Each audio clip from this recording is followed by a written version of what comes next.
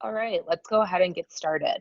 I want to start off by saying thank you so much for taking time out of your busy schedules and joining us today. My name is Jess, and I'm the marketing manager here at Index.io. If you have any questions throughout the webinar, just place them in the chat window and we'll answer them at the end. We'll also be recording this, and the link to the recording will be included in the follow-up email. So I'm sure it's no secret to any of you that the legal world is facing a boatload of challenges with electronic discovery. Challenges like data accessibility, scalability, management, and overwhelming costs, just to name a few. And these challenges are the exact reason Index.io was created. We took the latest technologies and made the most comprehensive e-discovery tool in the industry. So what's so special about us? Well, Index.io is a true do-it-yourself intuitive platform. This means you can get up and running in minutes without ever talking to a sales rep or even utilizing a project manager. We also cut traditional processing times from days to minutes with our auto scale technology. Need to fire up Index.io on the go? No problem. We offer a free mobile iPad app that is easy, intuitive, and secure. You can literally review, code, redact, and organize your e-discovery documents no matter where you are. Index.io is also the only e-discovery solution that provides a daily hosting model. So what does this mean? Well, it means you have more predictable billing, easier project management, and no minimum hosting charges. There are also no long-term restricting contracts, no licensing fees, no user fees, and no minimums per month. And now for the main event. Austin, our support representative here at Index.io, is going to lead the Alabama Bar new partner demo for you today. Since Index.io is now an Alabama Bar member benefit, members will see discounted pricing options when utilizing our e-discovery services. So check those out after the webinar. All right, Austin, I'm going to hand it over to you. All right, thanks for that intro, Jess, and thanks to everyone for joining us today. Give me just a sec, I'll get our screen share started here. And kind of show you guys a bit of the system. So as just mentioned, we're now partnering with the Alabama State Bar. So if you're a State Bar member, you can get a discount on our already very affordable e-discovery services. If you're new to Index.io, you're going to want to start by coming to our website here, the index.io/ALA-bar. And this page will give you a little bit of info about what we do, services we offer, some info on the partnership. And then when you're ready to actually dive in, you just want to hit this Start Your Free Trial button. That's going to take you into the actual portal here where you can sign up. You'll fill out this form with your name, email, phone number, hit create account, and that's going to email you a link where you can set your password. And then once you have all of that, all you have to do is come back here to the top right to the login area, fill out your username, the password that you set, hit sign in, and you're in. And every member of your team, everyone at your firm can sign up for an account like that. Like Jess mentioned, all of our user accounts are free. There's no licenses. Everything's done at a project level, so everyone who needs to be working on your case can get in and have the same level of access. When you first get into the system here, you're going to see you'll have a trial project by default. And so you'll have a blue outline around your project name here. Mine's white because it's fully activated, but your demo project is going to let you add up to 5 gigabytes of data to the system. You'll get the full access to all of our searching, review features, batching, reporting, everything you can do in the system except for actually run productions of your documents will be available. And if you decide you like that free trial, you like the project, you can activate it then, and that'll access the final production features and unlock the limit, so you can add even more data to your project if you need. So let me get in here. I'll show you what this is going to look like when you first start up here and walk you through the basics. So the first page you're going to see here is this Getting Started page. This is going to have a helpful little video to kind of walk you around where things are in the project. It explains what a project is, what a collection is, how custodians work. It'll also link you to our support page here if you want to come in and click the support page. We have a full section of tutorials, intro videos, everything you need to get up and running in the system. This intro video section is very helpful for new users. It's going to walk you through pretty much everything I'll cover in this demo and then some. But it's a true do-it-yourself e-discovery platform. We give you all of the tools that you need to get in and run your cases on your own. You don't have to have a project manager. You don't necessarily have to reach out and have training or anything. You can jump right into your project. If you do want training, though, it's all free. It's all included. There's a couple of contact us options over here on the left. If you come over to the sidebar, we've got a live chat where you can ask questions to support representatives in real time during our business hours. You can also call us and get the same level of support. or email us, submit a ticket if it's after hours. You have a little bit more detailed question. Maybe you want to schedule a live training session. Lots of options to reach out and get help should you need it. So those options are in there. The first thing anyone's going to do probably in their project is you're going to want to add your electronic data to it so you can review it. So right up here at the top, you'll hit Add Data to this project.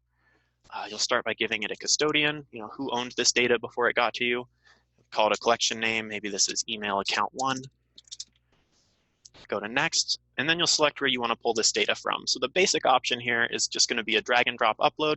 I can take my file, move it here, drop it there, and that's going to let you add files up to 2 gigabytes in size right through your browser. Any larger than that, browsers aren't really designed to transfer large amounts of data. So what we do is we create what's called the Iio Drive for every project, and this is just a secure FTP server that we host. When you set up a new project, you'll get emailed the credentials to access it. You can upload as much data as you want to it, and then that'll sit on that drive for about 60 days before it gets wiped. And during that 60 days, you can come in, select the files you want to add to your project, and kick them off for processing through there. We can also connect to external FTP servers if you already have your data hosted somewhere. We also connect to Amazon S3 servers if you have your data hosted with them. We integrate with Dropbox. If you've got your data stored in a Dropbox account, you can suck it right in through there. All you have to do is hit connect here. It's going to take you to Dropbox and you'll authenticate with them and then be able to select the files you want to pull into Index.io. The last tool here is a really cool feature. This is the email collector. And so any IMAP enabled email account, if you know the username and the password, what service is hosting it, all you have to do is come in, fill that info out, and it'll collect the entire email, suck it into our system, and make it reviewable for you. But for our demo, I'm going to keep things simple. I've got that zip file that I added here. Let me drag that back here now. Hit save. So it's going to upload it. And the cool part about Index.io, this is really the novel aspect, is that now that it's up in our system, you could close your window down, close your browser, turn your computer off. It's all on our end. You can see here it says initializing processors. So we're spinning up servers in real time to handle this data for you. If it's a very large amount of data, you're going to get more servers. If it's a small amount, you're just going to get the one. It auto scales in real time. It does it all on the back end on its own. It can look and see, how much processing power it's going to need to get through your data as quick as possible. Because it doesn't make a difference for us whether we're running, one server for 5 hours or 5 servers for 1 hour. We want you to have access to your data as quick as possible. So it's all set up to auto scale, handle everything right there up front for you. So once this data is done processing, you'll get an email alert. It'll tell you, hey, your data is ready in the project. You can come back and start reviewing it, coding it however you need, producing it, and you're off to the races. So once you've actually added data into your project, the view is going to change. We have this getting started page you can always get back to from the top left if you'd like. But once you've added some data, it's going to turn into this home page and give you some metrics and other information about your case. You can see on this home page here, I've set up a couple of batches from other data that I've added to this case. And these are really cool. These help manage your review progress. So as you're going through your items, you'll mark them reviewed, and this page will keep track of what you've looked at and coded. It'll give you this nice burn down chart so you can see how many items are getting reviewed each day. You can set your range. So if you know you have to have your data finished on the 28th of the month, for example, it'll track that and it'll show you kind of what you have to review each day to meet that goal. So moving around the project a little bit here, there's these pre and post processing overview pages, and these are just going to give you some information about your data. The pre-processing overview page, for example, shows that I've added 16 megabytes of data to this project, and that's turned into, after extracting zip files and pulling attachments out of emails, extracting email accounts, all of that stuff that we do during processing, that's turned into about 72 megabytes of data. So this page is a nice check to get in and make sure all of your data got up as expected. You're not getting crazy amounts of data out of a very small zip file, nothing weird like that. Just a kind of warm and fuzzy verification page. And then the post-processing overview page is going to give you a little bit more in-depth look at your data. So you can see there's this timeline. You can look and see where all of your documents are coming from. Set this range if you want to look at a specific data set. I can drag that. It's going to expand here and show me all the emails that were sent on various days. I can click View Documents in Range here if I want to jump right into that data set and quickly review all these emails that it's identified from that range here. And once you're in a list view like this, whether you're getting to it from either that, that post-processing overview page, if you're running a search, or maybe you're just browsing everything in the project, you're going to see this view quite a lot. And this is just what we call the list view. It just lists your items in date order here. You can click on them. It's going to open it up and show you the PDF that we created during processing. You'll have your coding form over here on the right. You can totally customize this to have any tags available that you want. I've set up a basic one here, just marking items as responsive or not responsive, privileged, and reviewed. So I could come in here and say, all right, this is a privileged document. I've reviewed that now. I'm going to hit next and go to my next document. This one's not responsive. I'm going to review that now, go to the next one, and kind of work through your data like that. And this tag will track your progress. You can use that to get back to your documents, filter them, run productions based on your responsive set. There's a lot of options here as far as filtering and applying notes and all that good stuff here. You can even come down here to the bottom in the notes section, and if I switch over to a priv log note, I can list, oh, this was an attorney-client communication here. Hit add note, mark this one as privileged and reviewed. Now it's done. And so once I'm finished with my whole review, I can go through and find all those items that I've added priv notes to, run a priv log on them. It's going to list the reason for you. It'll kick out a big report for you. You don't have to open it up in Excel and manually type out things and say, these items were withheld for this reason. It just does it all for you. It makes it very easy. So let me get back to the main project view here. I'll show you a little bit more around the system. The collections tab here, this is where all of your data actually lives. So once you've added a collection, you'll be able to return to it from here. You can see I have this one still processing that we just added a moment ago, and a couple collections that I had in here before. You can select multiple collections or a single collection. And then if you come up here to this actions dropdown, hit explore tags. This is going to take you into that same list view we saw earlier. And you can hit this show filter button here. And this is going to let you organize based on those tags that you're applying. So, I marked a couple items as privileged. If I want to quickly get to my priv set, I can type that into the and section here, hit apply. Now it's just going to show me my privileged items. And the way this filter works is anything in the and section here, it has to have this tag. Anything in the or section here, it has to have at least one of these tags, and then it can't have anything in the not section. So something a lot of people do right up front is they'll come in and we automatically identify duplicates during processing. This is a tag that just gets created automatically when you add data. So I can come in and say, all right, right up front, I don't want to see any duplicates in my data set. Hit apply filter. That's going to narrow that down for me. I'm going to get back to the main project view here. We'll go through a couple other tabs. There's custodians, which is self-explanatory. When we identify custodians before processing, you can come back to this page and quickly filter to whichever custodian you want to look at. Tags here is going to have all of the tags that you've created in your project, anything you've applied to your documents during your review, you'll see on this page. You can quickly click on any of these, and it's going to fill that filter in for you and bring you right to that data set. Let me get back to the main project view, and you'll see up here at the top this gray bar I keep clicking on. This is how you'll move forward and backwards in the project. You don't want to use the forward, backward, refresh buttons in your actual browser here. Since it's all a one-page web app, if you do that, it's just going to reset the whole page on you. So you'll want to move them forward and backwards with this little cookie crumb bar here. Moving on, we've got a reports page. So if you run a priv log or a post-processing report, any report that you run in the project gets saved and you can return to it at any time. And then the last step here is going to be export. So this is when you're actually doing a production of your data. You've run your review, tagged all of your items as responsive, privileged, reviewed, however you want to identify them. You're ready to actually kick these out with Bates numbers. So that's when you would come here. And we have a quick little wizard that's going to walk you through. It's 3 steps. We try to make it as straightforward as possible. So let me give it a name. I'm going to say I want to do this collection, and I want to do anything that I've marked responsive. It's going to give you a summary down here at the bottom. It looks like there's 3 resources, 36 pages, not even quite a megabyte in this set here. And it'll give you a couple warnings here at the bottom as well. And these warnings are things that we've seen catch people in the past. Maybe there were duplicates in their set. They had redacted items they didn't realize. Maybe there were items that didn't actually have pages because they were audio or video files, something like that need to be specially handled. Or processing exceptions. These are files that our system had issue with. Maybe they were password protected. Maybe they were corrupt at some point. But it's going to give you warnings on all of that so you know what's going to be included. You can review that, check that you're done, go to the next step. And you'll see I just got that alert that that processing set we added earlier completed. So that sent me an email alert as well as this little pop-up in the corner. So now I know that data set's finished. We can return to that here in a minute. The second step of export here is going to give you your output options. So I'm going to run this as PDFs. I also want the extracted text for everything. And I want natives for files that I'm going to placeholder.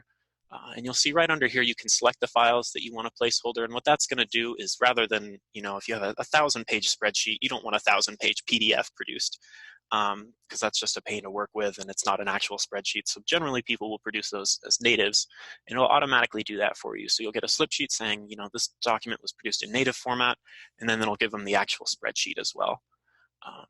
So you can do that for spreadsheets, presentations, or if you tag documents in advance, maybe you want to do audio video files that way. Maybe you have like AutoCAD drawings from like an architecture firm or something that you want them to have the original file.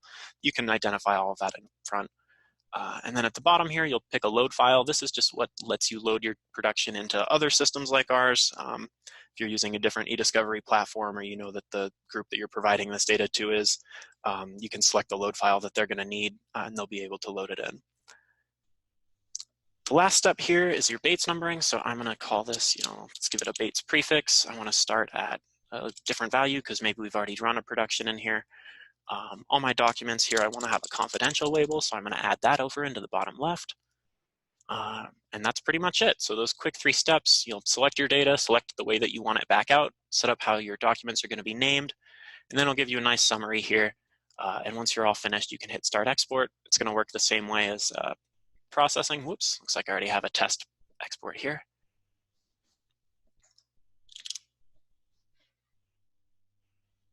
You can see there's a lot of checks like that built in. It's going to make it very obvious if you're doing something wrong or if you're trying to run something that's already been run. It'll give you a nice little warning. You can go back, fix that, come back here, and now I'm starting it off with the correct name.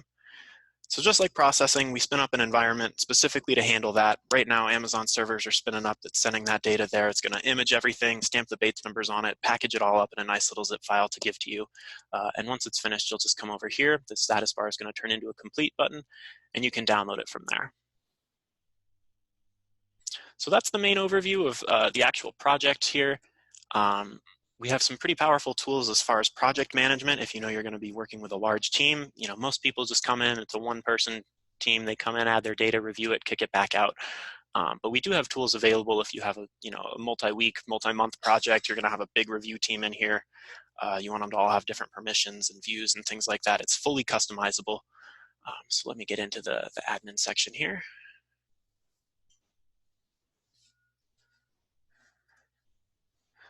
Looks like we're having some internet issues at the office this morning. Sorry about that. All right, so admin here, this is going to give you a breakdown of the features that are available in the project. We also offer translation, data enrichment, audio transcription. These are additional services that you can turn off if you don't want them to be included on your project. There's a billing breakdown here where you can update your credit card. You'll see how much data has been processed or hosted at different parts of the month. You can return to previous months if you want to see what you were billed for last month or last year.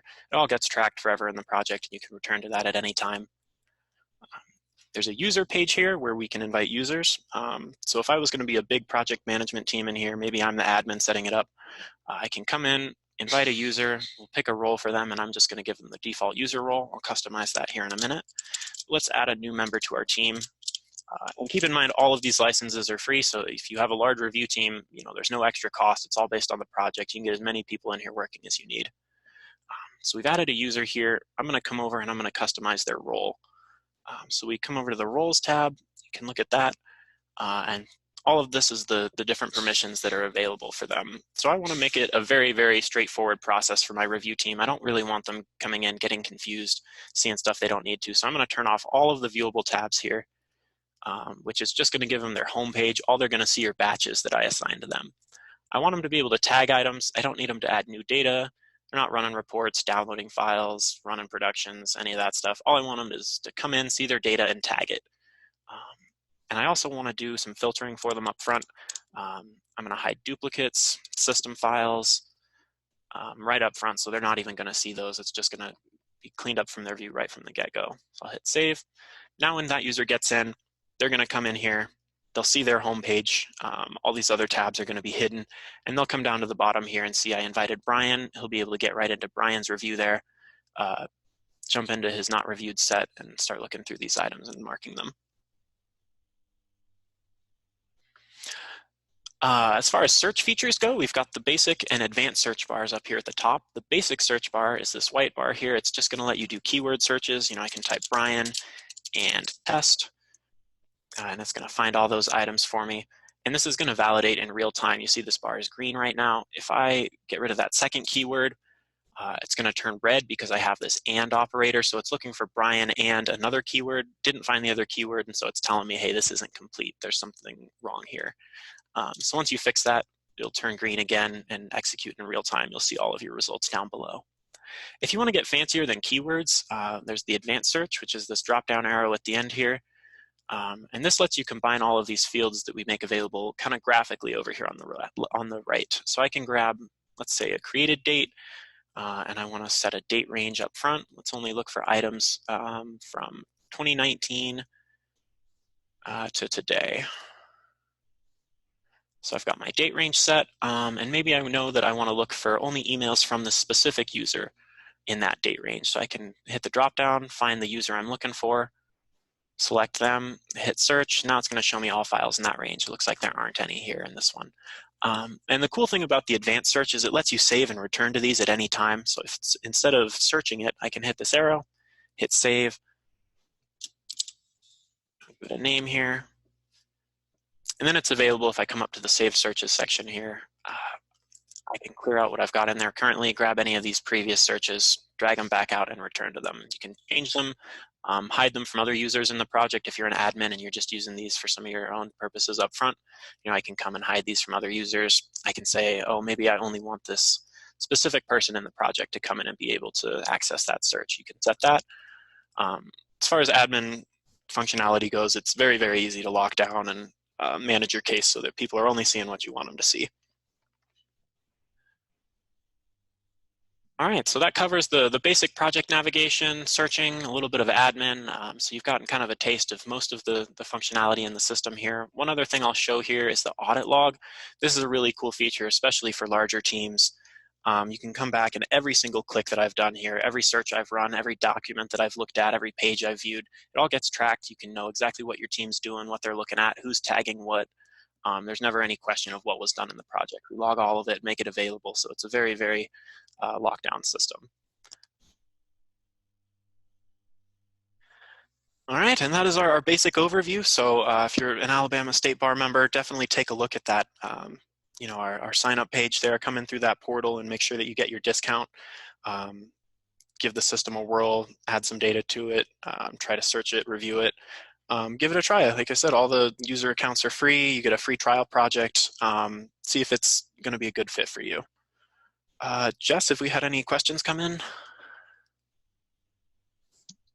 I don't see any yet. Not seeing any questions here. All right, well, if anyone's got any questions here last minute, definitely get those in. One other thing I'll mention while we're waiting on those is at the end of the search bar here, there's this Get Help button. And you're going to see these Get Help links throughout the page or throughout the project as well. If I'm in the admin area, there's one next to that. If I come back to export and I need help running a production, there's a little help button right there. And all these are going to link out to articles in our system that explain, how do I run a production? How's my export set going to come out and be sorted? How can I endorse with tags? Can I do things in color? If you click on the searching one, it's going to give you a breakdown of how you can do like proximity, wildcard searches, searching for phrases, searching through date ranges. It's very, very powerful. There's a lot of options in here as far as searching. And just sort of the nature of search is that there's going to be things that come up that you're not sure why they appear the way that they do, or why things are returning on a certain search. And so that's where, if you have any questions, definitely come over to this contact us option, reach out, say, hey, how do I run a search for these items? Is this appearing as I expected? And we'll get a support representative on, walk you through that, make sure that everything's behaving as expected. All the training and support is included. So definitely don't hesitate to reach out if you're stuck. It looks like I see a Q&A question come in here. What have we got? Can you tell me about the iPad review app? Sure. So I think if I come to our site here, I've got an article on it, to Io. come over to resources, and then mobile. If you go to our site, follow what I did there, click resources, go to mobile, or just go to index.io/mobile. It'll give you some info about this iPad review app. And it's a free app. You'll download it, and it's going to give you access. You'll get in and be able to see any of your collections, any data that's been batched up and set for your review. You can tag your items as you go through them. It's really more of a review app, so you'll mostly be tagging items and working through reviewing, redacting, that sort of stuff. But it makes it easy to get in from anywhere. And our site is mobile compatible, so even if you don't grab the app, you could theoretically go to the index.io website, sign in through your phone, upload a zip file from your phone. Our boss loves to tell the story about adding data into a project while sitting at his son's baseball game. And it really is just a great example of you can access the system from anywhere. And that's the benefit of it being in the cloud and hosted on our servers. There's no software for you to install. It all just runs in the cloud.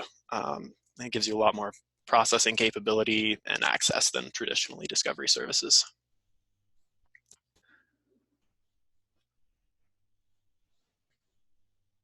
And let's see, app free for multiple users on the same account. Yes, it is. So like I've mentioned, there's no user licenses. So anyone who's created an account and signed up for an email, signed up through that email form, they'll have access to the app. They can get in if they're a part of the project. They'll have the same access they would through the website. There's no additional charge to add as many people as you need to that iPad app.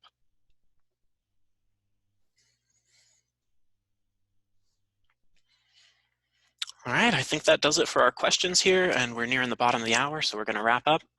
We'll send a link to this video out if anyone wants to review it later, and if anyone has any questions after the fact or wants to run a live training session, just reach out to us. We'd be happy to get you going. So thanks again for everyone for joining us. We'll do another webinar next month. We hope to see you back then.